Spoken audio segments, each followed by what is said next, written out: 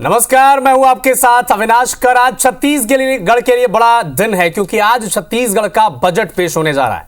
वित्त मंत्री ओपी चौधरी आज अपना बजट पेश करेंगे। सरकार के तौर पर, वित्त मंत्री के तौर पर उनका यह दूसरा पूर्ण बजट होगा और दोपहर 12:30 बजे बजट पढ़ना वो शुरू कर देंगे। 1,60,000 करोड़ से भी ज्यादा का यह बजट हो सकता है, ऐसा अनुमान लगाया जा रहा है। क्योंकि कई बड़े ऐलान भी आज हो सकते हैं। महतारी वंदन योजना को लेकर कुछ बड़ी घोषणाएं हो सकती हैं। इसके अलावा शिक्षकों की भर्ती से जुड़ा कुछ ऐलान वहां पर हो सकता है। टूरिज्म को लेकर भी कुछ ऐसी संभावनाएं हैं कि बड़ी घोषणाएं सरकार आज कर सकती है।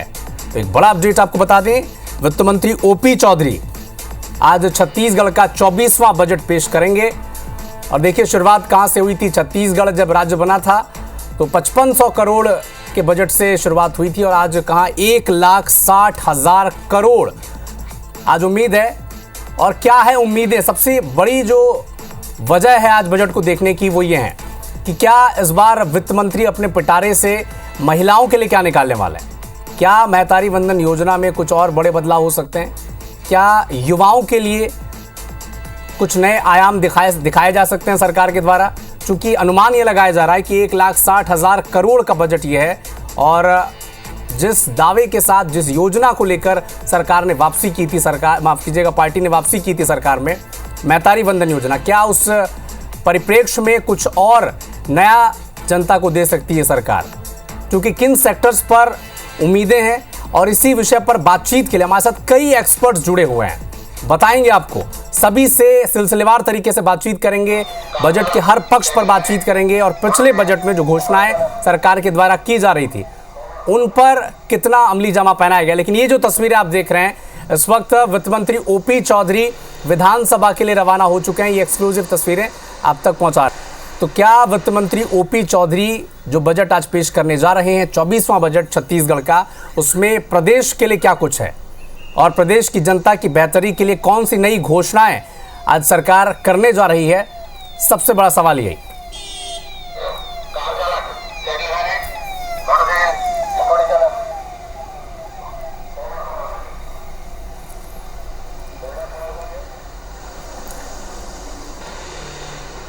तो बजट सत्र थोड़ी देर में शुरू होने जा रहा है, लेकिन हमारे साथ कई खास मेहमान जुड़े हुए हैं। सबसे पहले आपका परिचय उनसे करवा देते हैं। लक्ष्मी वर्मा प्रदेश उपाध्यक्ष है भारतीय जनता पार्टी की, हमारे साथ जुड़ी हैं। बहुत बहुत स्वागत है लक्ष्मी जी आपका। कांग्रेस पार्टी का पक्ष रखेंगी वंदना राजपूत जी, स्वागत है वंदना जी। शशिकांत चंद्राकर जी हैं, चार्टर्ड अकाउंटेंट, बहुत स्वागत है आप सभी का। डॉक्टर जवाहर सूरी शेट्टी शिक्षाविद हैं, स्वागत है जवाहर जी आपका। और राम अवतार तिवारी वरिष्ठ पत्रकार हमारे साथ जुड़ चुके हैं। चर्चा की शुरुआत लक्ष्मी जी आपसे, क्योंकि सरकार अब बजट पेश करने जा रही है। क्या उम्मीदें हैं छत्तीसगढ़ की जनता से आपको, और जनता क्या उम्मीद कर सकती है आपसे? और एक छोटा सा जवाब आप देंगे कि पिछले साल जो बजट आपने पेश किया था वो कहां तक पहुंचा, कितनी घोषणाओं को पूरा किया है? देखिए, हमने सरकार में आने के पहले जो घोषणा की थी, निश्चित रूप से उसको अमली जामा पहनाने में जो विष्णुदेव की सरकार है वो पूरी तरह कामयाब रही। चाहे महतारी वंदन की बात करें, चाहे हम युवाओं को रोजगार देने की बात करें, चाहे हम गरीबों के लिए आवास की बात करें, ऐसे अनेक योजना है जिनको हमने धरातल पे उतारा। और आज इन सबको जो है, और इन सबसे आगे जाते हुए जो छत्तीसगढ़ प्रदेश है, इसका जो बजट होगा वो सर्वस्पर्शी और सर्वव्यापी बजट होगा। हम महतारी वंदन योजना के तहत हम बहनों को 1,000 रुपए तो दे रहे हैं, लेकिन उनके समुचित विकास के लिए महतारी सदन जो इंफ्रास्ट्रक्चर डेवलप करना है उस ओर भी सरकार का ध्यान है। उसके साथ साथ जो युवा है उनके लिए कौशल उन्नयन, जो प्रमुख रूप से आज उद्योग को हम बहुत बढ़ावा देने की ओर अग्रसर है और आगे भी चाहते हैं कि हमारी सरकार उद्योगों के माध्यम से यहाँ के जो बेरोजगार हैं उनका स्किल डेवलपमेंट करके रोजगार देने की जो बात हम कर रहे हैं उसकी ओर हम अग्रसर होंगे। और भी बहुत सारे जो इंफ्रास्ट्रक्चर डेवलपमेंट की बात करें, चाहे हम जल संसाधन विभाग की बात करें, हम पीडब्ल्यूडी की बात करें, सड़कों के नए निर्माण की बात करें, तो ऐसे अनेक योजना लेकर आज बजट जो है पेश होने वाला है। हर विभाग पर नजर है सरकार की। लेकिन वंदना जी, पिछले एक साल का बजट आपने देखा, 23वां जो बजट वित्त मंत्री ओपी चौधरी ने पेश किया था जिसका थीम ज्ञान था, कितने संतुष्ट हैं उस बजट से और उस बजट के कितना अमली जामा उसे पहनाया गया उससे कांग्रेस पार्टी? देखिए अविनाश जी, यदि मैं पिछले बजट की बात करूं तो कुछ दिन पहले आपको याद होगा कि वित्त मंत्री जी ने अधिकारियों को फोन लगाया था, और फोन किस लिए लगाया था कि जो 70% राशि जो बजट का है वो खर्च नहीं हो पाया। तो हम अनुमान लगा सकते हैं कि जो अमली जामा पहनाने की यदि बात है तो सिर्फ कागजों पर रहती है, धरातल पर कुछ भी नजर नहीं आता। सबसे बड़ी बात, महतारी वंदन योजना की बात करते हैं, और महतारी वंदन योजना से ही मेरे को लगता है कि सत्ता हासिल किए हैं। और महतारी वंदन योजना की बात करूं तो 60% महिलाओं को लाभ से वंचित रखा गया है, और आज महिलाएं बहुत ही आशापूर्वक निगाह से ये देख रही है कि इस बजट में जो महिलाएं लाभ से वंचित है उन महिलाओं को इस पर लाभ मिलना चाहिए। और सबसे बड़ी बात, हम मूलभूत सुविधा की बात करते हैं, आप एक बार जाकर के गांव में देखिए, अगर जल जीवन मिशन की बात करूं, टंकी बना दिया गया है, पाइप लगा दिया गया है, लेकिन पानी का कोई स्रोत नहीं। तो ये बजट में मेरे को ऐसा आशा विश्वास है, क्योंकि मैं एक गांव की रहने वाली हूं, मैं वहां गांव में जाती हूं, देखती हूं कि जो ग्रामीण है बहुत दूर दूर से पानी लाते हैं, टंकी को देखते हैं, टंकी को देख करके ग्रामीण बोलते हैं कि क्या हमको सिर्फ टंकी को देखने के लिए यहाँ पर बजट लाया गया है क्या?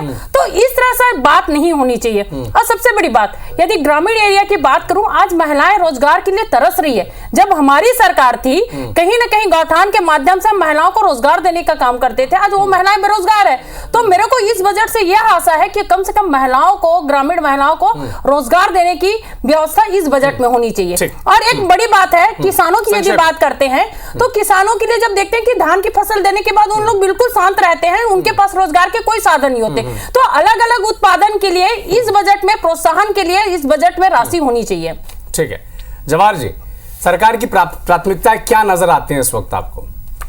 पिछले बजट में जो ज्ञान का ये दिया था नारा ओपी चौधरी जी ने, मुझे लगता है इस बार भी वहीं पे जाके सुई अटकेगी।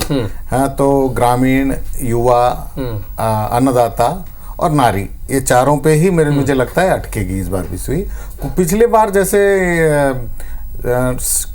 क्या है, नेशनल कैपिटल टेरिटरी के जैसा स्टेट कैपिटल टेरिटरी बनाने की बात की गई, तो उस पर काम हुआ नहीं है। मुझे लगता है कि इस बार बजट में वो प्रावधान होगा कि राजनांदगांव तक का जो विस्तार है वो होगा। इस बार मुझे आशा है ये चीज। तीसरी बात है कि राष्ट्रीय शिक्षा नीति का क्रियान्वयन इस वर्ष शुरू होना है, और उसमें बजट प्रावधान भारी मत में चाहिए रहेगा। हाँ, ताकि बच्चों तक ये बात पहुंच सके क्या नया नवाचार क्या है, वो उस पे काम इस बार मुझे आशा है कि होगी। और चौथा है युवा में जो जिसे इन्होंने कहा कि रोजगार के लायक उनको बनाए या स्वरोजगार के लायक बनाए, इन चारों चीजों की जरूरत मुझे महसूस होती है, और मुझे उम्मीद है कि वही चीजें होंगी।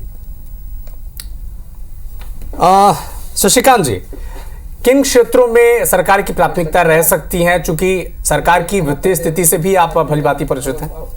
सरकार की वित्तीय स्थिति से तो परिचित हैं ही, और जो डिस्ट्रीब्यूशन का जो सिस्टम है, जो पैसे सरकार, स्टेट गवर्नमेंट अपने पैसे को खर्च करके लोगों को सहायता सुविधाएं पहुंचा रहे हैं, जिनको अपन महतारी वंदन की ही बात कर लीजिए, या किसानों को 800 रुपये प्रति क्विंटल धान का देने की बात कर लीजिए, जिसपे मैं पहले भी ये चीज़ों को इंगित किया था कि एक्चुअल में ये चीज़ें हम दे तो रहे हैं, लेकिन इनके लिए हमारे पास सुविधा, मतलब इसको पाने का सोर्स क्या है आपके पास? क्योंकि जो आपकी जो बजट होती है, जितनी आपके पास रेवेन्यू आती है उतने ही आपके लगभग खर्चे होते हैं, तो इन सब चीज़ों को पूरा करने का सोर्स कहाँ से जनरेट होगा? तो कहीं ना कहीं सरकार को अपने जो कुटीर उद्योग है, जो ग्रामीण उद्योग है, जिस तरीके से पहले रीपा का प्रोजेक्ट चलता था, तो ग्रामीण में उद्योगों को बढ़ावा देना चाहिए। वहाँ पे सिर्फ किसान जो होता है 4 महीने खेती करता है, धान का फसल लगाता है, उसके बाद 8 महीने उसके पास कोई बहुत अच्छा काम करने के लिए नहीं है, तो 8 महीने उनको काम में लगाइए, उनका यूज़ कीजिए, उनसे वहाँ से नया व्यापार में उनको लगाइए या उनको रोजगार देने के प्रयास कीजिए। तो जैसे ही लोगों की आमदनी बढ़ेगी, निश्चित तौर पे स्टेट गवर्नमेंट का भी रेवेन्यू बढ़ने के चांसेस रहेंगे। दूसरी ओर अभी जैसे कल का ही सूचना ये मिली है कि कल कैबिनेट की बैठक में 9.5% जो एक्साइज ड्यूटी है, अब एडिशनल एक्साइज ड्यूटी जो लीकर में लग रहा था उसको विदेशी शराब में, तो उसको उन्होंने माफ़ किया है। तो इसका दूसरा पहलू ये भी होगा कि हो सकता है उसकी बिक्री बढ़ाना चाहते हों और वहाँ से रेवेन्यू जनरेट करना चाहते हों, तो इस तरीके से और भी अल्टरनेट जो सोर्सेज हो सकते हैं जहाँ से व्यापार व्यवसाय में वृद्धि हो, आपके रेवेन्यू जनरेशन में उसमें उतना ही सुविधा मिलेगा। रेवेन्यू जनरेशन के लिए सरकार क्या कर रही है पिछले 1 सालों में या 15 महीनों में सरकार ने क्या किया, इस पे आऊंगा मैं आपके पास। लेकिन जय जी हमारे साथ जुड़े हुए हैं, व्यापारी हैं, उद्यमी हैं। व्यापारी वर्ग को क्या उम्मीद है जय जी इस सरकार के दूसरे बजट से, स्पेशली जब बीजेपी की सरकार इसे साए साए वाली सरकार कहती है? सर देखिए, सबसे पहले तो मैं ये बात बोलना चाहता हूँ कि जो भी अपेक्षाएं सरकार से की जाती है उसके लिए रेवेन्यू की आवश्यकता है, और रेवेन्यू बढ़ाना है यदि किसी भी, तो जैसे अन्नदाता के रूप में अपन किसान को देखते हैं, तो वैसे ही करदाता के रूप में व्यापार और उद्योग को देखना अति आवश्यक है। व्यापार और उद्योग में विकास होगा तो कर आएगा तो योजनाएं भी पूरी की जा सकती हैं। आज हमारे प्रदेश में हम लोगों को उद्योग जगत को और व्यापार जगत को बढ़ाने के लिए बहुत सी हम लोग भी अपेक्षा रख रहे हैं कि इस बार बजट में ये जरूर घोषणा की जाएगी। उद्योग व्यापार में बिजली की दरों को जरूर कुछ उनको राहत दी जाएगी। उसके अलावा युवाओं के लिए जिस प्रकार ज्ञान की बात की जा रही थी, युवाओं के लिए भी इस बार बजट में ऐसा कुछ प्रावधान जरूर होगा कि युवा वर्ग जो है वो व्यापार के प्रति अभी बढ़े, क्योंकि आज की डेट में जो हमारे युवा हैं ज़्यादातर पढ़ने के लिए प्रदेश के बाहर जाते हैं, और जब वो प्रदेश के बाहर जाते हैं तो 50-60% जो युवा हैं वो कहीं ना कहीं जॉब लेकर बाहर की तरफ अपना रुख करते हैं। तो हमारा प्रयास ये होना चाहिए कि प्रदेश के अंदर में ऐसी योजनाएं जरूर हों कि उनका आकर्षण हमारे प्रदेश में आकर व्यापार उद्योग लगाने का भी बने, और यदि वैसा वातावरण, सिंगल विंडो और सुविधाएं इस बजट में घोषित होती है तो वो व्यापार जगत के लिए बहुत बड़ा उपलब्धि होगी, जो आगे भविष्य में रेवेन्यू को भी बहुत जनरेट करेगी। रामतरा तिवारी जी, क्योंकि आपने इस सरकार को बड़े करीब से देखा, इसके कामकाज को भी बड़े समीप से देखा है, क्या एनालिसिस है आपका कि जो घोषणाएं पिछले बजट में की गई थी, क्या उस घोषणाओं को जमीन में उतारने में कितनी संभव, जैसे जवाहर जी ने कहा कि SCCR के लिए जो एलोकेशन था वो नहीं हो पाया है, दुर्ग में IT पार्क की घोषणा भी की गई थी वो भी नहीं हो पाया, तो कई ऐसी घोषणाएं जो अधूरी हैं अब भी, क्या उसका दबाव रहेगा इस बजट पर?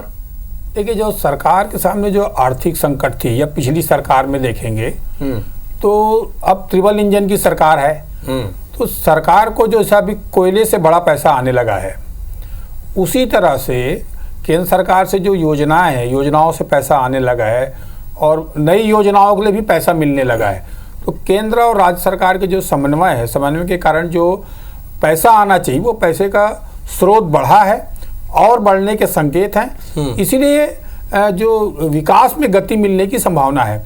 वित्त मंत्री जी एक नौकरशाह से आए हैं और युवा हैं, जो जुझारू हैं, तो ऐसा लग रहा है युवा के लिए देंगे, दूसरा वो महिलाओं के लिए देंगे, और तीसरा जो युवा, जैसा इन्होंने कहा कि शिक्षा के लिए जो काफ़ी सतर्क रहते हैं, वो सक्रिय रहते हैं उस वर्ग को प्रोत्साहित करने के लिए, तो शिक्षा के लिए लाएंगे।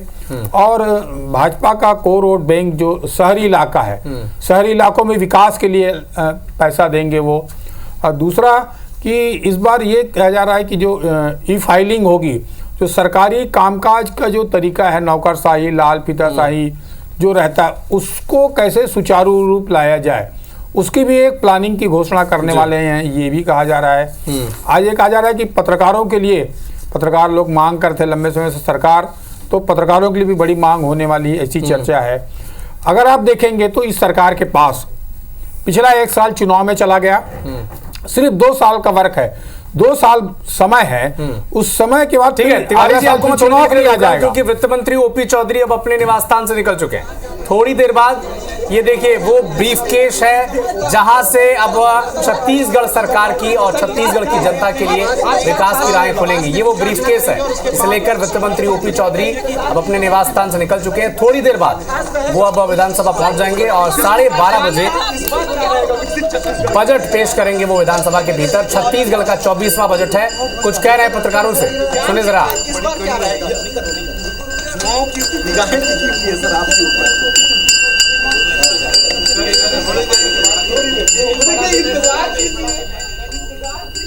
ठीक है, वित्त मंत्री ओपी चौधरी अपनी प्रतिक्रिया देंगे, लेकिन लक्ष्मी जी, चूंकि बहुत सारी ऐसी घोषणाएं थी पिछले साल की, चाहे वो SCCR की बात हो, दुर्ग में IT पार्क की बात हो, एंटरप्रेन्योरशिप के लिए जो सेंटर की आप तैयार करना चाहते थे उसका जिक्र हो, 102 करोड़ रुपए ई बस के लिए आपने अलॉट करने का फैसला किया था, ये जो पूरे नहीं हो पाए हैं वादे, क्या इसका दबाव रहेगा इस बार सरकार पर? देखिए, अभी 1 साल का समय हुआ है और उसमें हमने बहुत सारी ऐसी योजना है जिनसे आम जन को फायदा हो, उनको पहले हमने पूरा करने का प्रयास किया है और किया है। उससे हमारी बहनें सशक्त हुई है और निश्चित रूप से जो भी और जो हमारी घोषणाएं हैं उनको भी पूरा करने की दिशा में जो अभी बजट आएगा उसमें सामने आएगा, चाहे IT सेक्टर में काम हो, चाहे आप IT जो कॉलेज की बात कर रहे हैं। और सर्वप्रथम तो हमने जैसे किसानों के लिए भी जो है बहुत बड़ा एक बजट जो है उनके लिए किया है, जिससे वो सशक्त हो सके। चाहे धान खरीदी का लक्ष्य था वो इस बार बढ़कर बहुत अधिक हुआ है और उससे निश्चित रूप से किसानों को जो 800 रुपए हमने अंतर की राशि, एक बड़ा बजट किसानों को दिया है। तो ये सारे जो है वो ग्राउंड लेवल पे जो हमारे समझिए लोग हैं जिनके आर्थिक स्थिति को मजबूत करने की आवश्यकता है, इनकी ओर भारतीय जनता पार्टी का और विष्णुदेव साय सरकार का ध्यान गया है। और महिलाओं की बात कर रही थी वंदना जी, महिला 70 लाख महिला जो इस प्रदेश में 1000 रुपए जिनको दिया जा रहा है महतारी वंदन के नाम से, अगर मैं पूर्ववर्ती सरकार की बात करूं, मैं वही जवाब दे रही हूँ कि उनके समय में उन्होंने अपने बजट में घोषणा किया था कि हम परित्यक्ता और विधवा महिलाओं को पैसा देंगे, उनको तो तक तो दे नहीं पाए हैं और ये बड़ी बड़ी बात कर रही हैं आज यहाँ बैठ के।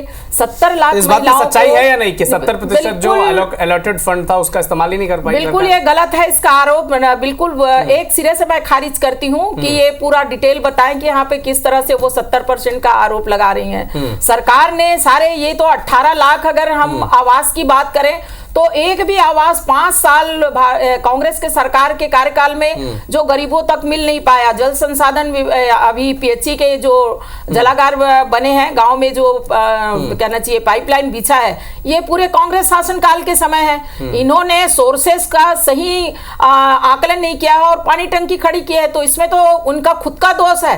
आज पाइपलाइन जो है बिछ गया है पूरी तरह से और वो पूरा फेलवर है। गांव में बिना टेस्ट किए ये बोर में पानी, क्योंकि कैपेसिटी एक टंकी की है, क्या वो टंकी की कैपेसिटी फुलफिल होगी कि नहीं उस बोर से, ये आकलन करना काम था, लेकिन ये तो किया नहीं है। लेकिन आज भारतीय जनता पार्टी की सरकार आने के बाद लगातार उस दिशा में काम हो रहा है और जो टंकी पानी नहीं आ पा रहा है, फेलवर हो रहा है, वहां फिर से दूसरे सोर्सेस को देख रहे हैं और उसके बाद उसकी व्यवस्था कर रहे हैं, क्योंकि ये 2 मिनट का काम नहीं है। 5 साल तो इन्होंने पूरा खत्म कर दिया।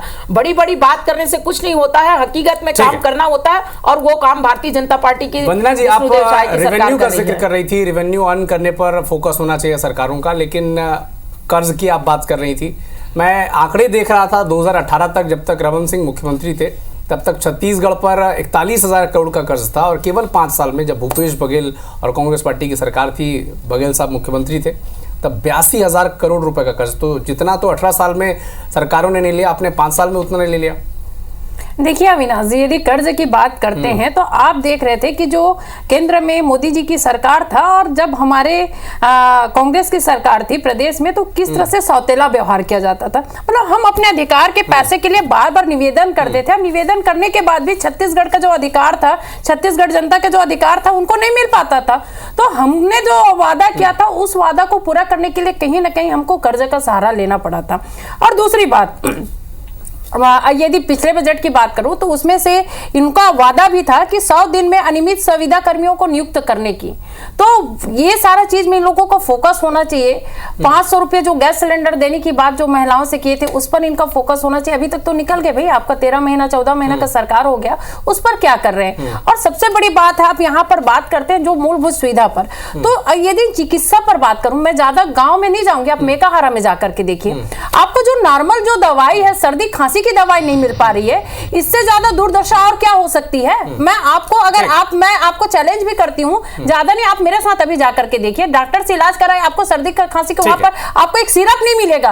तो कितनी दुर्दशा है अपने छत्तीसगढ़ में, हम सब देख रहे हैं। और ये लोक लुभावन ही बजट होगा। वंदना जी, मैं आऊंगा आपके पास। रविंद्र ब्रह्मे जी अर्थशास्त्री हमारे साथ जुड़ चुके हैं। रविंद्र जी, चूंकि आर्थिक स्थिति पर मैं आपसे एक संक्षेप में कमेंट चाहूंगा।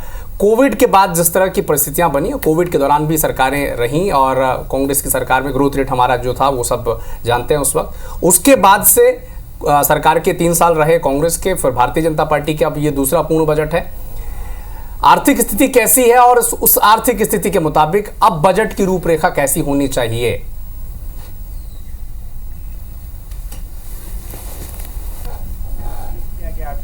था, जिसमें तो बताया गया कि जो हमारे राज्य की जो विकास दर है वो नेशनल लेवल से थोड़ा ज़्यादा है, और वो इसलिए भी रहा क्योंकि हमारे राष्ट्रीय स्तर पर थोड़ी सी इस बात की रही वो विकास दर कम हो गई, जो हमारे 8+3 6.45 आ गई।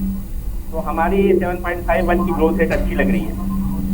पर यदि ये ग्रोथ रेट को बढ़ाना है, यदि हम चाहते हैं कि विकसित यदि छत्तीसगढ़ बने, तो जो करेंट प्राइसेस पे ग्रोथ जो होना चाहिए, जो हमारी 10.5% की साल है, ये जब 14% होगी, जब आप 5 साल में इसको दोगुना कर पाएंगे जीडीपी को।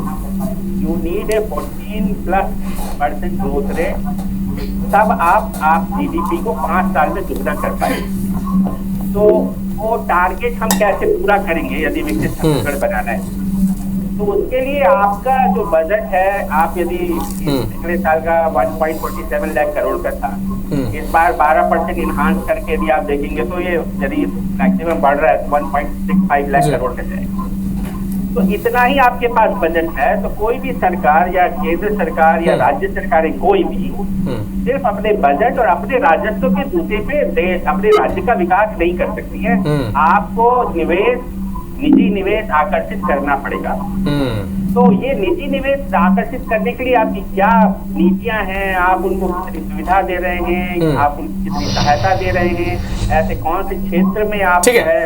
रविंद्र जी, आपको थोड़ी देर के लिए रोकूंगा क्योंकि ये तस्वीरें बड़ी खास हैं। ये ब्रीफकेस है जिसे ओपी चौधरी वित्त मंत्री छत्तीसगढ़ सरकार के ये जाकर अब पेश करने वाले हैं। ये तस्वीरें बड़ी खास है क्योंकि कहा जाता है कि एक बजट तय करता है कि छत्तीसगढ़ या कोई प्रदेश उस दिशा में आगे कैसे बढ़ेगा, किन क्षेत्रों में सरकार का फोकस रहेगा, किन योजनाओं पर और ध्यान आकर्षित करने की जरूरत है। मीडिया से बातचीत कर रहे हैं, सुने जरा आप। सर, पिछली बार ज्ञान था, इस बार क्या खाया जाएगा?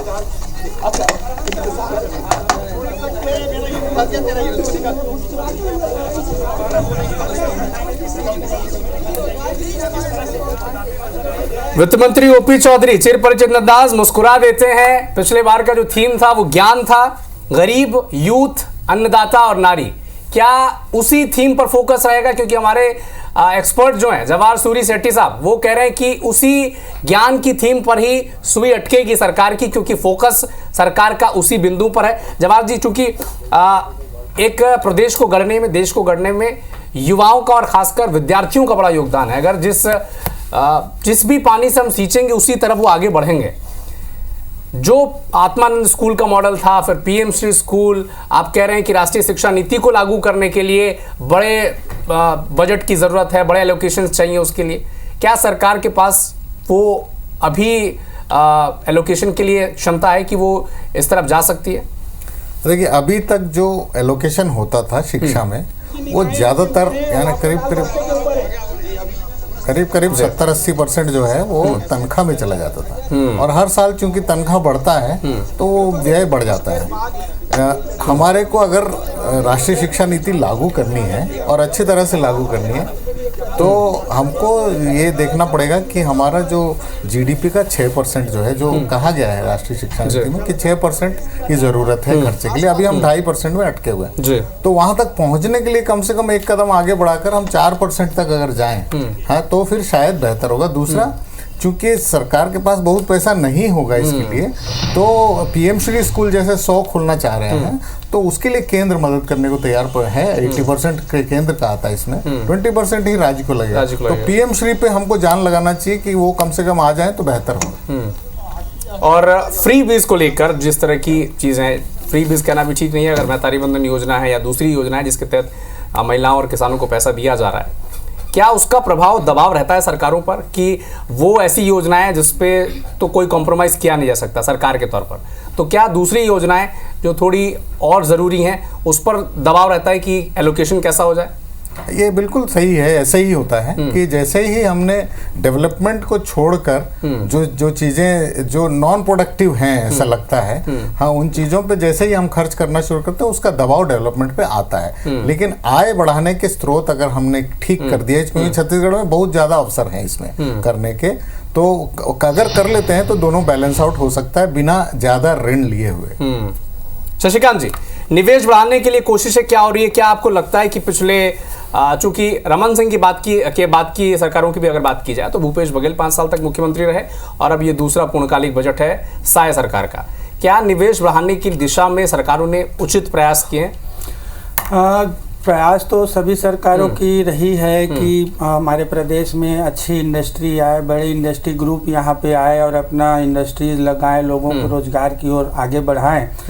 लेकिन जितने अभी तक के एमओयूज हुए हैं पहले के सरकारों में भी और अभी जो चीज़ें चल रही हैं उसको देख के जितने एमओयूज हुए हैं वो बहुत ज़्यादा सक्सेसफुल हुए हैं ऐसा नहीं है।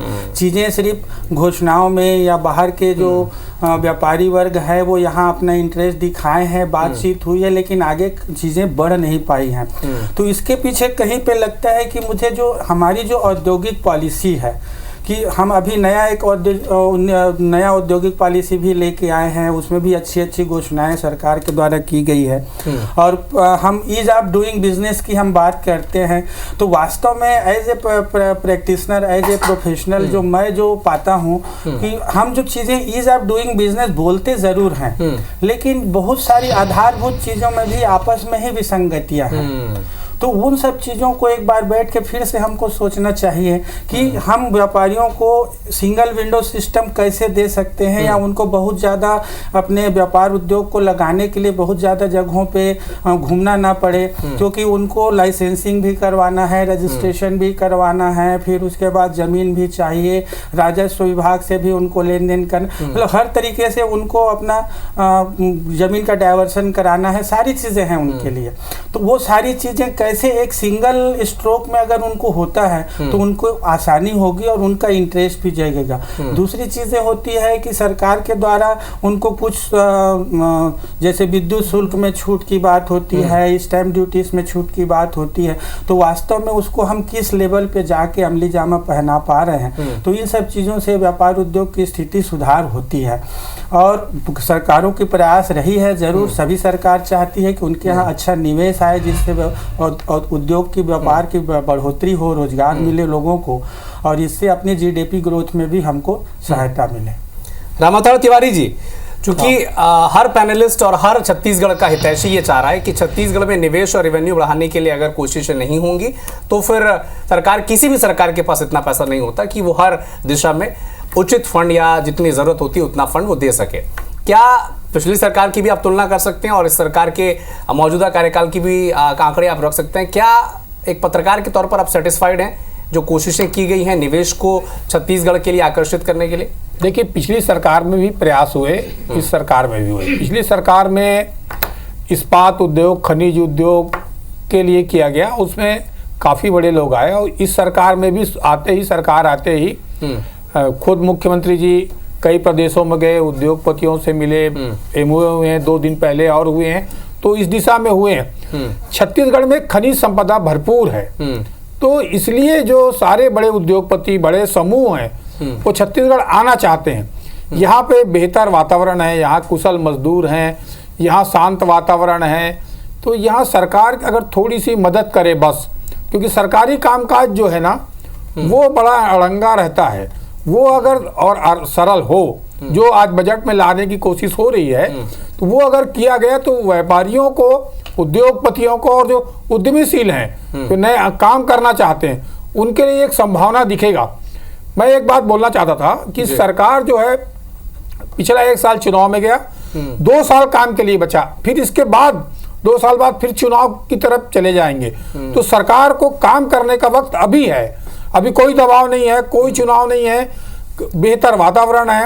अब परफॉर्मेंस दिखाना सरकार को, उसके लिए बजट की जरूरत है, प्लानिंग की जरूरत है और एक अच्छी टीम की जरूरत है। तो वो सरकार को अब मैदान में उतर के जो वादे सुशासन की बात जिन्होंने की है वो सुशासन दिखे, वो ग्रोथ की बात कही है, जो मोदी जी की जो गारंटी की बात कही है, वो सबको दिखाने का जनता को जो उसकी अपेक्षा है, डबल इंजन सरकार से ट्रिपल इंजन की सरकार की अपेक्षा, इतना भारी बहुमत मिल रहा है, तो इस बहुमत का जो परिणाम अब सरकार को देना है। तो काम करने का वक्त आया है। अब ऐसे ये बजट से दिख जाएगा कि सरकार किस तरह काम करना चाहती है, किस दिशा में सोच रही है, उसका रोड मैप क्या है। जय नरवानी साहब, चूंकि आप तो खुद व्यापारी हैं, जी सर, पिछले 1 वर्षों में क्या समस्याएं आपको आई हैं और सरकार कितनी तत्पर रही है आपकी समस्या को सुलझाने के लिए? देखिए सरकार अभी जो विगत समय जो सभी जैसे कह रहे हैं चुनाव में ही गुजरा है, तो इस बजट से हम लोगों को बहुत सारी उम्मीदें हैं। देखिए पिछली बार लगातार संगठनों के माध्यम से डिमांड की जाती रही है कि प्रदेश में कस्टम क्लियरिंग हाउस और जो आपका ड्राई पोर्ट के रूप में इसको डेवलप करना चाहिए। इंटरनेशनल एयरपोर्ट की भी मांग की गई थी, क्योंकि आज हमारा जो प्रदेश है वो युवा प्रदेश के रूप में विकसित हो चुका है। तो जब युवा की ऊर्जा के साथ में सुविधाएं अगर उपलब्ध होंगी तो जो युवा वर्ग है वो इसमें जुड़ते चले जाएंगे। माहौल बनाने की बात आती है, जैसे आईटी के क्षेत्र में हम हैदराबाद, पुणे और बेंगलोर जैसी सिटीज में माहौल को क्रिएट किया गया। कोटा एजुकेशन हब के रूप में क्यों डेवलप हुआ? क्योंकि वहां पे ऐसा माहौल दिया गया। तो हमारी प्रदेश सरकार से भी हम लोगों को इस बार बहुत उम्मीदें हैं, क्योंकि वो भी एक युवा हमारे मंत्री जी हैं और वित्त विभाग को अच्छे से समझते हैं। तो हम लोग इस बार उनसे इस बात की आशा करते हैं कि इस बार व्यापारियों को, उद्योगपतियों को ऐसा माहौल मिलेगा और उस माहौल का जो लाभ है वो सीधा सीधा प्रदेश की रेवेन्यू पे आ जाएगा। और जितनी योजनाएं जिनके लिए आपको अर्थ की आवश्यकता है, वो अर्थ का जो समन्वय जो है वो व्यापारी और उद्योग को बढ़ाने से आपके पास समन्वय बहुत जरूरी है। लक्ष्मी जी, मैं आपसे ये समझना चाहता हूं, क्योंकि IBC 24 ने पिछले साल के बजट और इस साल के जो संभावित बजट है उसकी स्टेटस रिपोर्ट मंगवाई है कि आपने क्या काम किया है, कितना हुआ है और कितना नहीं हो पाया है। बहुत सारी स्कीम्स तो मैं देख रहा हूँ, चाहे वो महतारी वंदन योजना हो। OP चौधरी कुछ कह रहे हैं, सुने जरा। ऊर्जा का प्रतीक है और इस बजट में बहुत ऊर्जा है छत्तीसगढ़ को आगे ले जाने की। सर उस बार ज्ञान का बजट था, बहुत उम्मीद है सर, हालांकि आधे घंटे में क्लियर हो जाएगा जी। तो नहीं हो तो इसके लिए थोड़ा इंतजार करना पड़ेगा। अभी हमारे कैबिनेट के साथियों के साथ, आदरणीय मुख्यमंत्री जी के साथ अंतिम बैठक करके बजट प्रस्तुत करेंगे। देखिए कि OP चौधरी जी अभी राम मंदिर पहुंचे हुए हैं और हमारे साथ जो कैमरामैन अजय आप पीछे दिखाएंगे कि किस तरीके से राम मंदिर पहुंचे हुए हैं और राम मंदिर में पूजा अर्चना करेंगे। और इससे पहले कि हमने देखा कि शिव मंदिर भी पहुंचे हुए थे और OP चौधरी जो है दूसरी बार बजट पेश करेंगे। और इससे पहले कि उन्होंने ज्ञान का बजट पेश किया था और आज उन्होंने बताया है कि किस तरीके से जो लाल कलर का उन्होंने अर्थ बताया है कि लाल कलर का आशय जो है वो क्या कहता है, जो उन्होंने बताया है। तो आप समझ सकते हैं कि किस तरीके से ये बता रहे हैं। और आप देखें कि राम मंदिर में पहुंचे हुए हैं।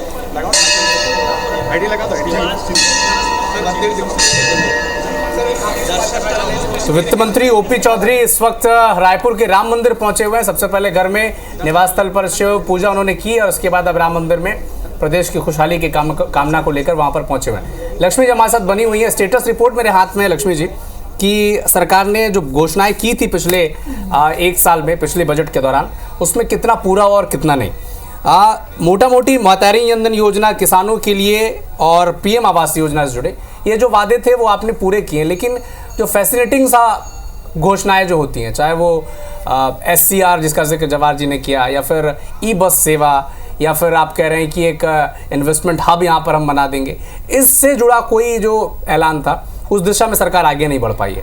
देखिए निश्चित रूप से जब हमने सरकार में सत्ता संभाली तो उस समय जो आर्थिक स्थिति थी वो बहुत ही बदहाल थी और उसको अपडेट करने में कुछ समय लगेगा और वो समय हमने लिया। निश्चित रूप से आप पहले भी देखें कि पूर्ववर्ती जब डॉक्टर रमन सिंह की सरकार थी तो इस प्रदेश को कैसे विकास की नई ऊंचाइयां जो है वो मिली और अन्य जो और भी प्रदेश जो छत्तीसगढ़ के साथ में बने थे, चाहे उत्तराखंड की बात करें, झारखंड की बात करें, अगर उनके डेवलपमेंट की तुलना में अगर हम छत्तीसगढ़ को देखें तो हमने बहुत आगे एक लक्ष्य तय किया था। और आज भी विष्णुदेव साय सरकार की सोच है कि छत्तीसगढ़ प्रदेश में IT हब आए और उसके लिए प्रयास लगातार जारी है। उद्योग को बढ़ावा देने की दिशा में भी हमारे जो वित्त मंत्री है वो कहीं ना कहीं एडमिनिस्ट्रेशन में रहते हुए भी एक विकास के नए आयाम को छुआ था और उन्होंने भी एक अच्छा बजट मुझे लगता है कि आम जनता के सामने, छत्तीसगढ़ के सामने अभी पेश करेगी और उस बजट के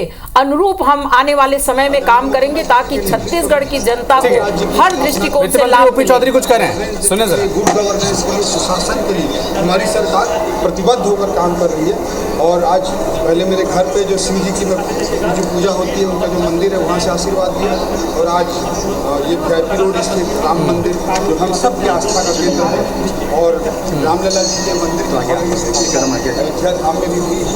तो प्रभु श्री रामचंद्र प्रेरणा से जो हमारे छत्तीसगढ़ के ढांचा क्योंकि वित्त मंत्री ओपी चौधरी बार बार ये कह रहे हैं कि वो राम मंदिर पहुंचे में, तस्वीरें भी अब तक लगातार पहुंचा रहे हैं, शिव मंदिर में पूजा अर्चना की उसका भी जिक्र वो कर रहे हैं। लक्ष्मी जी, मैं आपसे समझना चाहता हूं कि एक शक्तिपीठ योजना का भी जिक्र पिछले बजट में आपने किया था। देखिए, मैंने अभी कहा कि सारी चीजें जो है 1 बाय 1 हम करेंगे। मेन आर्थिक स्थिति को मजबूत करने की दिशा में जो काम है वो प्रयास लगातार जारी है। और हमारे संसाधन जैसे जैसे अभी मतलब आर्थिक स्थिति मजबूत होती जाएगी, हम एक एक योजना जिनको हमने सशक्त करने की बात कही है, जिनको हम लागू करने की बात कही है, उस पे निश्चित रूप से विष्णुदेव शाह सरकार का पूरा ध्यान है और उस ओर हम आगे बढ़ रहे हैं लगातार। अभी नए निवेश की बात कर रहे थे, तो उद्योग को हम बढ़ावा देना चाहते हैं और उद्योग नीति भी जो बन रही है वो आम जन के उद्योगपतियों के लिए बहुत बेहतर होगा, ताकि वो नए उद्योग छत्तीसगढ़ में लगा सके। और निवेश और रेवेन्यू को बढ़ाने की कोशिश लगातार भारतीय जनता पार्टी की सरकार कर रही है, दावा है वंदना जी भारतीय जनता पार्टी का। लेकिन मैं आपसे ये समझना चाहता हूं, आरोप आपने लगाए बीजेपी की सरकार पर कि स्थिति ठीक नहीं है। वो कह रहे हैं कि आपकी सरकार में इतना बंटाधार हो गया था आर्थिक स्थिति का कि ये जो अधूरे रह गए वादे, ये आप ही हैं उनकी वजह।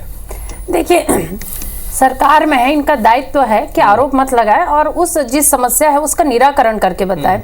आरोप तो हम भी लगा सकते हैं भैया कि 15 साल आपकी सरकार थी, आपने स्थिति इतनी गंदी करके दी कि हमको संभालने में कम 5 साल लग गए और हमारी सरकार बहुत कम समय के लिए रही छत्तीसगढ़ में। और सबसे बड़ी बात है, आपने जो वादा किया था, हम तो इस बजट से ज्यादा आशा नहीं कर पा रहे हैं, क्योंकि पिछले बजट की बात करूं, जो वादा की बात करूं, आप वही वादा को यदि पूरा कर ले तो छत्तीसगढ़ की जनता के लिए बहुत अच्छा होगा। यदि मैं बात करती हूँ, क्योंकि एक जनता को क्या चाहिए, रोजी रोटी और मकान और रोजगार। तो रोजगार की बात करती हूं तो पहली बार ऐसी कोई सरकार है जो बच्चों को नौकरी मिला था उसको नौकरी से हटाने का काम किए थे। तो मेरे को लगता है कि इस बजट में 3,000 जो बीएड शिक्षकधारी है जिनको हटाया गया, कहीं ना कहीं उनको समाहित करने के लिए इस बजट में उल्लेख होना चाहिए। और जो पढ़े लिखे जो युवा बेरोजगार घूम रहे हैं उनको रोजगार देने के लिए यहाँ पर कहीं ना कहीं इस बजट में होना चाहिए। और सबसे बड़ी बात हमारे लिए होती महिला सुरक्षा। महिला सुरक्षा पर इस बजट में क्या पैकेज लाना है, ये देखने वाली बात होगी, क्योंकि जब से भारतीय जनता पार्टी की सरकार आई है, एक साल में 3,191 महिलाओं का बलात्कार हुआ है। इस पर इन लोग क्या कर रहे हैं, कितनी महिला पुलिसकर्मी बढ़ा रहे हैं, कितनी और अधिक थाना अलग अलग क्षेत्र में खोल रहे हैं, ये देखने वाली बात होगी। क्योंकि मेरे को नहीं लगता, मैतारी वंदन का योजना का पैसा तो मिल रहा है, लेकिन साइबर थाने या महिला थाने जिसका जिक्र आप कर रही थी कि 6 महिला थाने खोलेंगे, पिछले बजट में आपका वादा था, ये ऐलान था, वो पूरा नहीं हो पाया। उस दृष्टिकोण से भी काम, इसलिए बार बार ये जब बजट में डिस्कशन होता है तो ये कहा जाता है कि जो पॉपुलिस्ट वादे होते हैं उसे तो पूरा कर देती है सरकार, लेकिन जिससे परिवर्तन समाज से आना चाहिए, जिसका प्रभाव पड़ता है, उससे जरा दूर हो जाते हैं आप लोग। नहीं, बिल्कुल ऐसा नहीं है। परिवर्तन जो हो, यही दृष्टिकोण लेके सरकार काम करती है और भारतीय जनता पार्टी की सरकार है वो दिशा में ही काम कर रही है। आप जितना भी बात करें, की सरकार है ना, की सरकार है, कोई बहाना नहीं चलेगा, कोई बहाना नहीं चलेगा, कोई बहाना आपके ऊपर निगाह है ना, जनता की सरकार नहीं है जो बहाना करेगी। ये भारतीय जनता पार्टी की सरकार है, विष्णुदेव सरकार का सरकार है और हम पूरी तरह से इस प्रदेश की जनता के साथ साथ महिला बहनों की भारतीय जनता पार्टी लगातार दावा कर रही है कि सभी के लिए वो काम कर रही है। लेकिन जवाहर सूरी जी, मैं आपसे ये समझना चाहता हूं कि पिछले बार भी डिजिटल बजट या फिर डिजिटलाइजेशन की तरफ हर तरफ का जिक्र है, जो संभावनाएं हैं, जो लिमिटेशंस हैं हमारे पास बजट की, जिसका बड़ा हिस्सा कहाँ जा रहा है पॉपुलिस्ट योजना की तरफ, क्या डिजिटलाइजेशन या फिर शिक्षा को तकनीक से जोड़ने की बात हो, वोकेशनल ट्रेनिंग की बात हो, वहाँ भी स्कोप है, या फिर हमें अभी वेट करना चाहिए कि जो ग्राउंड उबड़ खाबड़ है वही बराबर हो जाए, उसके बाद हम इस तरफ देखें? ये प्रैक्टिकल सवाल है, लेकिन इससे पहले मैं एक स्पॉइलर देना चाहता हूँ जी कि इस बार जो बजट पेश करेंगे फाइनेंस में एक नए तरीके से पेश करेंगे जो डिजिटल के ठीक विपरीत है। हाँ, तो इतना बोल के छोड़ देता हूँ मैं। हाँ, लेकिन आप डिजिटाइजेशन के बात जो किए हैं वो जरूरी है, क्योंकि ना कुछ टीचरों की कमी और कुछ जगह विस्तार की कमी, यानी ग्रामीण इलाकों में पहुंच नहीं पा रही शिक्षा, वहां पे डिजिटाइजेशन की मदद लेनी चाहिए, ना कि सिर्फ शहरों में। डिजिटाइजेशन यूजुअली शहरों तक सीमित हो जाता है, तो अगर हमने एक फोकस्ड तरीका खोजा कि यहाँ टीचरों की कमी है, यहाँ डिजिटाइजेशन होना चाहिए, यहाँ टीचरों की कमी नहीं है, यहाँ छोड़ देते हैं, तो खर्चा भी ठीक होगा और हमारे व्यवस्था में भी बेहतरी होगी। शिक्षा के क्षेत्र में आप जैसे लोग बहुत जुड़े हुए हैं, बहुत योगदान आपका है, सरकार सुझाव लेती है आपसे? हाँ, केंद्र सरकार तो लेती है आज की तारीख में। हाँ, लेकिन पहले राज्य सरकार भी लेती थी, ऐसी कोई बात नहीं, लेकिन इम्प्लीमेंटेशन में प्रॉब्लम है। और क्या इम्प्लीमेंटेशन का जो प्रॉब्लम है वो केवल ग्राउंड स्तर पर है, या फिर जो बीच में, चाहे अगर जिसे रिपोर्ट देनी है और जिसे रिपोर्ट मिलनी है, क्या बीच में भी कुछ गड़बड़ी है क्या? हाँ, यानी मुझे लगता है ऊपर से नीचे तक यहाँ प्रॉब्लम आती है, शिक्षा में खासकर, और छत्तीसगढ़ में खासकर मैंने देखा है कि जो भी नीति है वो चीज़ ठीक। मैं एक उदाहरण दूंगा अगर समय है तो आपके पास। बिल्कुल। कि जैसे हमारे पास साइंस और इंग्लिश के शिक्षकों की कमी है, मान लेते हैं एक बार, और वहीं पे कोचिंग में जाते हैं बच्चे, तो वहाँ पे कोई अर्हता नहीं है, वो इंजीनियर है, आईआईटी से आता है, बड़े लंबे पैकेज में कोचिंग दे देता है बच्चों को, और बच्चे खुशी खुशी चले जाते हैं। लेकिन मैं स्कूल में एमएससी देखता हूँ, इंजीनियर को नहीं देखता हूँ। तो क्या सरकार ऐसा नहीं कर सकती है कि अर्हता में एमएससी के बदले इंजीनियर कर दे और 2 साल में बीएड कर ले, तो आपके शिक्षकों की समस्या बेरोजगार इंजीनियर पूरा कर देंगे। ये बहुत छोटा सा प्रयास है जो किया जा सकता है। अभी तो लेकिन जवाहर जी स्थिति है कि डीएड वाले बीएड की नौकरी ले रहे हैं तो विरोध हो रहा है, स्थिति तो ये भी है। शशिकांत जी, मैं आपसे ये भी समझना चाहता हूँ कि जिस तरह की नीति, औद्योगिक नीति सरकार ने अपनाई है, पिछली सरकारों ने अपनाई है, क्या जो संभावनाएं हैं, छत्तीसगढ़ के पास मिनरल्स हैं, छत्तीसगढ़ के पास जंगल हैं, छत्तीसगढ़ के पास संसाधन हैं, क्या यूटिलाइजेशन की दिशा में हम बेहतर डायरेक्शन में आगे बढ़ रहे हैं, या फिर वही पैटर्न है जिसे बार बार कहा जाता है घोषणाओं में, वादों में, मंच में, लेकिन ज़मीन से, उसका धरातल से का जो डिस्टेंस होता है वो बड़ा दूर है?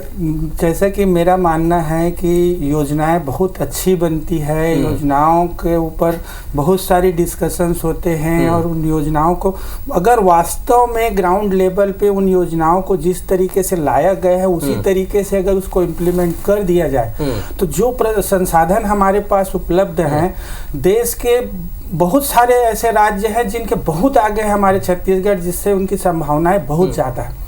तो सिर्फ योजनाएं बना लेने से और उसके बाद उसको क्रियान्वयन करने वाली जो एजेंसीज हैं वो कितनी तन्मयता से उस चीज़ों को इम्प्लीमेंट करती है, कितना निस्वार्थ हो, मैं शब्द ट्रेस करूंगा, कितना निस्वार्थ हो कि उन चीज़ों को वो लागू करवा पाते हैं, उस पर वो चीज़ें डेवलपमेंट आपको दिखेगा।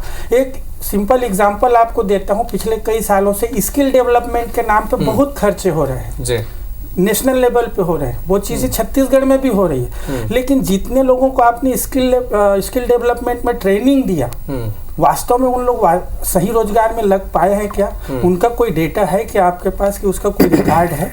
तो हम योजनाएं तो बना रहे हैं, खर्च कर रहे हैं, जब उस खर्च करने के बाद उससे हमको फायदा लेने की बारी आती है तो हम उसको कितना फायदा ले पा रहे हैं और कितना फायदा अपनी स्टेट के जो नागरिक है उनको दे पा रहे हैं, जिससे उनकी स्थिति सुधरेगी। जब नागरिकों की स्थिति सुधरती है तो सरकार की स्थिति अपने आप सुधरती है। तो यही चीज़ें हैं कि ग्राउंड लेवल पे जो योजनाएं हैं उनको प्रॉपरली अगर इम्प्लीमेंट किया जाए तो रिसोर्सेस इतनी है हमारे छत्तीसगढ़ में कि हमारी छत्तीसगढ़ टॉप स्टेट भी बनने की स्थिति में आ सकती है। ठीक है जवाहर जी, मैं छोटा सा कमेंट आपसे समझना चाहूँगा इस पर कि जो एलोकेशन होता है और जिसका जिक्र भी वंदना जी ने किया, भले ही वो आरोप की शक्ल में हो, कि पूरा जो पैसा एलोकेट होता है उसका यूटिलाइजेशन भी नहीं हो पाता। हम कई बार सांसद निधि या विधायक निधि में भी इस तरह की शिकायतें या मामले से देखने सुनने को मिल जाते हैं। दिक्कतें कहाँ आती हैं, शुरू कहाँ से दिक्कतें होती है, क्या एक इंसाइट कुछ है आपके पास? हाँ, इसमें ये सिर्फ छत्तीसगढ़ का प्रॉब्लम, ये पूरे देश का विषय, पूरे देश में यही हालत है कि हम स्टार्टिंग के जो महीने हैं, जैसे बजट स्वीकृत होता है तो अप्रैल मई जून स्लो जाते हैं, और उसके बाद आप फरवरी मार्च में आप जागते हैं कि अरे इतना फंड पड़ा हुआ है, इसको यूज करो। तो हम आनन फानन में कई ऐसी गलत जगहों पर भी पैसा लगाते थे क्योंकि यूज करना है, बट अमूमन एवरेज बॉक्सेस टिक करना है। हाँ बस तो अमूमन एवरेज में 35% नॉट यूटिलाइज्ड जाता है सेंट्रल गवर्नमेंट के पास। इन्होंने एक अच्छा काम किया है बीजेपी की सरकार केंद्र में कि आप यूटिलाइजेशन सर्टिफिकेट देंगे तभी आपको रिफिल मिलेगा। हाँ, तो यूटिलाइजेशन सर्टिफिकेट अगर आपने 65 का दिया तो आपको 65 मिलेगा। हाँ, तो हमको पूरा यूज करना चाहिए स्टेट के लिए। तिवारी जी, हाँ बोलिए। अब वित्त मंत्री ओपी चौधरी पहुंचने वाले हैं, कुछ ही देर में बजट वो पेश करेंगे, और जवाहर जी कह रहे हैं कि एक स्पॉइलर है दर्शकों के लिए भी, लेकिन उम्मीदें कहां पर है? क्या वही ज्ञान पर फोकस रहेगा? क्या वही गरीब अन्नदाता, नारी और जो बाकी के जो फैसिलिटिंग वर्ड होते हैं, योजनाएं होती हैं, जिसे कहने में बड़ा अच्छा लगता है कि SCCR बना देंगे, ई बस चल जाएगी 100 करोड़ रुपए की, या फिर IT हब बन जाएगा, क्या ये अभी दूर है विजन से, या फिर इस बार वो समाहित हो जाएगा? चुनाव जीतने के लिए चुनाव के समय जो घोषणा पत्र लागू करते हैं वो मोदी गारंटी इस बार नाम दिया गया, उसमें बहुत लंबे चौड़े वादे हैं। अभी तक हम देखते हैं तो जो 3 बड़ी योजनाओं पे, किसानों पे, महिलाओं पे केंद्रित ही योजनाएं पूरी, उसी में ही बहुत पैसा चला गया है। आगे बहुत सारी मोदी की हमारी सरकार प्रतिबद्ध होकर काम कर रही है। और आज पहले मेरे घर पे जो शिव जी की जो पूजा होती है, उनका जो मंदिर है, वहाँ से आशीर्वाद लिया। और आज ये VIP रोड स्थित राम मंदिर जो हम सब की आस्था का केंद्र है, और रामलला जी के मंदिर की भव्य स्थापना अयोध्या धाम में भी हुई है। तो प्रभु श्री रामचंद्र जी की प्रेरणा से, जो हमारे छत्तीसगढ़ के भांचा राम हैं, उनकी प्रेरणा से हम सब काम करेंगे। 2047 का जो लक्ष्य प्रधानमंत्री मोदी का, वो उसको निश्चित रूप से 2047 तक विकसित भारत बनाने के लिए मोदी जी जिस तरह से काम कर रहे हैं, छत्तीसगढ़ भी विकसित छत्तीसगढ़ की दिशा में उसी रफ्तार से आगे बढ़ने के लिए पूरी तरह से तैयार है। और मोदी जी के सपने के लिए हम सब कदम से कदम मिलाकर आगे बढ़ेंगे। ठीक है, तिवारी जी पूरा करें। देखिए, मोदी की जो गारंटी इन्होंने कहा, चौधरी जी ने भी कहा कि मोदी जी की सपना, मोदी जी की गारंटी जो है वो बड़ी चुनौती है, क्योंकि आगे जाके चुनाव में फिर वो मुद्दे बनते हैं, तो उसको हल करना, उसमें बहुत सारे अच्छे अच्छे वादे किए गए हैं वनवासियों के लिए, युवाओं के लिए, अलग अलग वर्गों के लिए। उसको पूरा करने के लिए पैसा और उसको पूरा करने के लिए योजनाएं, वो भी बहुत जरूरी है। तो उसको कैसे पूरा कर पाएंगे? ऊपर से जो अभी एक तरह से वो संकेत दे रहे हैं कि बड़ी ऊर्जा के साथ वो इस काम को करेंगे, क्योंकि ऊर्जा उनको केंद्र सरकार से भी मिल रही है, जनता से भी मिल रही है ऊर्जा कि किस तरह बहुमत मिल रहा है, तो पैसा आने लगा है। ऐसे में उम्मीद है कि छत्तीसगढ़ खनिज संपदाओं से भरा राज्य है, तो एक अभी भी हम जो उन नवगठित राज्य में सबसे आगे हैं। वक्ता के तौर पर जाने जाते हैं, मैं आपसे स्पष्ट तौर पर समझना चाहता हूं कि क्या महिलाओं को मैतारी वंदन का 1000 रुपए देने के बाद, किसानों को 31 रुपए प्रति क्विंटल देने के बाद सरकार के पास इतना पैसा है, इतना रेवेन्यू है कि जो बाकी घोषणाएं या वादे वो करते हैं उसे पूरा करने के लिए एलोकेशन वो दे पाए, और कर भी दे एलोकेशन, तो क्या सच में ग्राउंड में पैसा पहुंच जाएगा? देखिए, पैसा तो है, पैसा है, पैसे की व्यवस्था है सरकार के पास, तभी अभी तक दे पाए हैं। और कर्ज बढ़ा है, पिछली बार जो क्योंकि विपक्ष लगातार इस नैरेटिव को हवा दे रहा है कि सरकार के पास पैसा नहीं है, इसलिए मैं ये सवाल आपसे पूछ रहा हूँ। सुना नहीं, मैं बोलिए। ये सवाल को मैं आपसे इसलिए पूछ रहा हूँ क्योंकि विपक्ष लगातार ये आरोप लगा रहा है कि सरकार के पास इन योजनाओं के अलावा और किसी विकास कार्य के लिए पैसे नहीं। मोदी की गारंटी है, इसलिए सारी गारंटी पूरी होगी, ये तय है। कैसा पैसे कैसे मिलेगा, कर्ज कितना लेंगे, केंद्र सरकार से संसाधन कैसे उपलब्ध होगा, क्योंकि बड़े चुनौतीपूर्ण है। और हर जगह, हर राज्यों में मोदी की गारंटी के नाम से इन्होंने अपना घोषणा पत्र बनाया, लगभग पूरा कर रहे हैं। वो बहुत चुनौतीपूर्ण काम था, जो कई, जैसे छत्तीसगढ़ में किसानों को पैसा देने के लिए पिछली बार सरकार में मना कर दिया था रमन सिंह समय, अभी उन्होंने हामी भरी, ज्यादा पैसा देने की बात कही, वनवासियों को पैसा देने शुरुआत उन्होंने कर दी, तो पैसा का उपलब्धता कर रहे हैं वो। अब उसको नया योजना उसके बावजूद भी कितना आता है, जो जिस तरह की उम्मीद है, अलग अलग वर्ग, व्यापारी वर्ग को उम्मीद है, छात्रों को उम्मीद वर्ग है, तो उन उम्मीदों में कितना और खरे उतरते हैं, ये उतरने का समय है। मैंने पहले कहा कि समय को कैसे पढ़ेंगे, इसके लिए प्रशासन में कसावट लाने के लिए जो कमी दिखती थी पिछले सरकार के समय, जो कमियां दिखती थी, उसको कमी को पूरा करने के लिए आज कुछ योजना आ रही है। ई फाइलिंग की और पेपरलेस योजना कैसे किया जाए, और जो नौकरशाही जो भटकाता है काम को, जो लोग करना चाहते हैं, जिनके अंदर इच्छा शक्ति है काम करने की परंतु कर नहीं पाए, योजनाएं धरातल में नहीं उतर पाती, तो धरातल में नहीं उतरने के कौन जिम्मेदार है, इसका सीधा मॉनिटरी हो, सीधा दिखे, इस तरह की चीजों को लाने की तैयारी है। करना होगा और नौकरशाही को भी थोड़ा दुरुस्त करना पड़ेगा। जवाहर जी, मैं आपसे समझना चाहूंगा, बजट कितना आया, कितना खर्च आप कर सकते हैं? क्या वही सवाल कि 3100 रुपए धान का प्रति क्विंटल देने के बाद, 1000 रुपए महिलाओं को मैतारी वंदन का देने के बाद सरकार के पास इतना फंड है, इतनी रेवेन्यू है उसके पास कि वो बाकी योजनाएं, जो फैसिलिटिंग योजनाएं हैं जिसका जिक्र हम सब कर रहे हैं, उनके लिए एलोकेशन वो कर पाए, और कर पाए तो क्या फंड जमीन तक पहुंच पाए?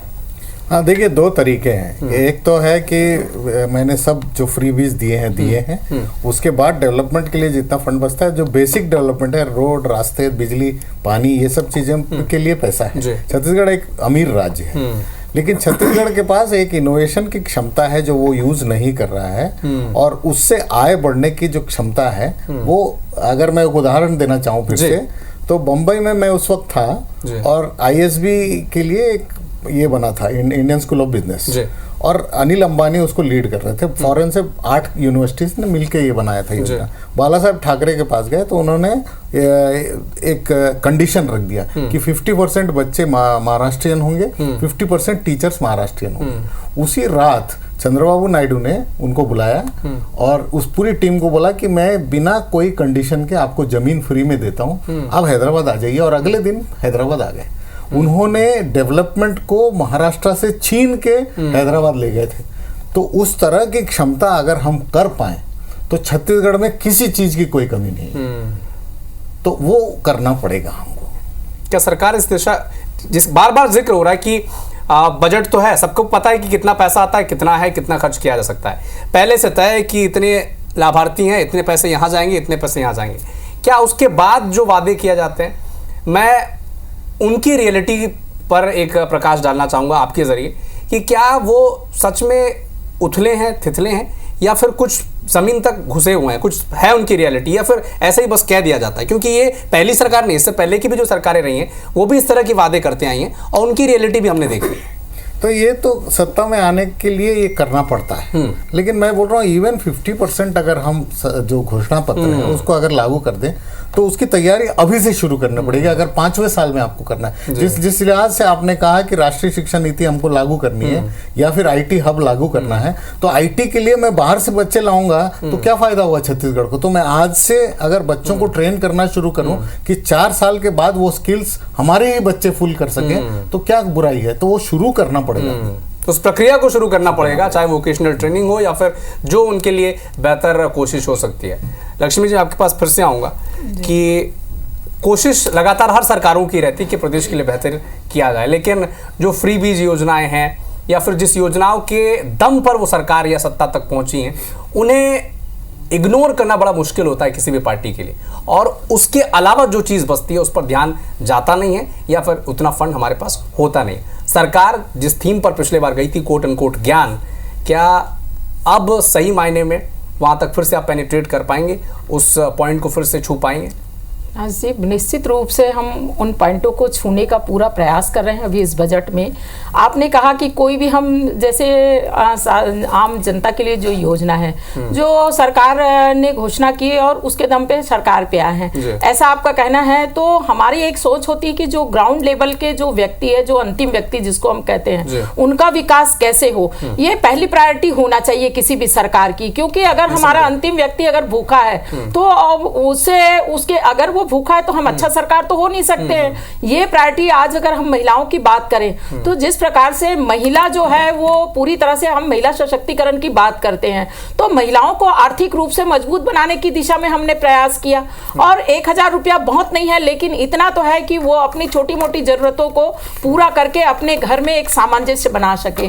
उसी प्रकार से किसान, जो कि बहुत बड़ा वर्ग है छत्तीसगढ़ में किसान, तो उनको सशक्त करने की दिशा में काम किया और वो अर्थव्यवस्था कहीं ना कहीं उनके माध्यम से बाजार में आ रहा है और उससे हमारे आर्थिक स्थिति को मजबूती ही मिल रही है। दूसरे विकास की जो बात है, आज देखिए आप अभी बजट आने के बाद देखिए आने वाला समय, क्योंकि हम एक घर परिवार में भी होते हैं तो अपना लक्ष्य तय करते हैं, क्या हमारे जीवन के अंतिम समय तक हम लक्ष्य को पूरा कर पाते हैं? नहीं, लेकिन अगर हम लक्ष्य तय करते हैं कोशिश की जा रही है सरकार के द्वारा, लक्ष्य कितने और वही लक्ष्य हमारे सरकार का है, हम बहुत आगे निकलेंगे। घोषणाओं को जमीनी रूप में अमली जामा पहनाया जा सके। वित्त मंत्री ओपी चौधरी निकल चुके हैं घर से, घर में शिव मंदिर में पूजा अर्चना की, फिर उसके बाद राम मंदिर गए, पूजा अर्चना की, और अब विधानसभा वो पहुंचने वाले हैं। ठीक 12:30 बजे वो छत्तीसगढ़ का बजट पेश करेंगे और कुछ बड़ी चीज़ें हो सकती हैं, हमारी नज़र उस पर बनी हुई है। हमारे साथ तमाम पैनलिस्ट बने हुए हैं। वक्त एक छोटे से ब्रेक का है, फौरन लौटते हैं।